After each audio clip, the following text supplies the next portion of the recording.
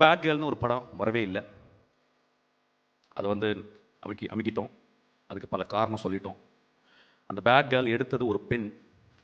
அது பல காரணங்கள் இருக்கலாம். அதுக்கு போராட வேண்டிய காரணம், அதுக்கு வந்து எல்லாமே சொல்லலாம். ஆனால் ஒரு பெண் எடுக்கப்பட்ட ஒரு படத்தை வெளியே வரவிடாமல் ட்ரைலர் வந்ததுனால அந்த படத்தை கீழே போட்டு அமுக்கிறது வந்து இட் இஸ் ஸோ அன்ஃபேர்.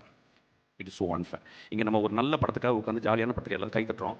ஒரு பெண் உள்ளே உட்காந்து கலங்கிக்கிட்டே உட்காந்துருக்கா. எனக்கு அது மனசாட்சியை உறுத்துது. So I just want to talk about this. I want record this. So சினிமாவில் இருக்கவங்க எல்லாருமே சேர்ந்து ஈவன் பொலிட்டிஷியனோட பேசி அதை கட் பண்ண வேண்டிய இடத்த கட் பண்ணி சென்சார் பண்ணி அந்த படத்தை திரைக்கு கொண்டாடணும்.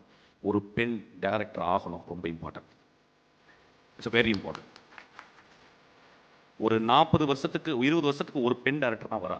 அந்த பெண் வரணும். அந்த படத்தில் நிறைய விஷயங்கள் சொன்னாங்க. ஆனால் எக்ஸ்ட்ராடனரி ஃபில்ம் மேக்கிங் அந்த படத்தில் நான் ட்ரைலரில் பார்த்தேன். So we have to it is not that we should talk against people, politicians or something. அவங்க சொல்கிறேன் நியாயம் இருக்கும்.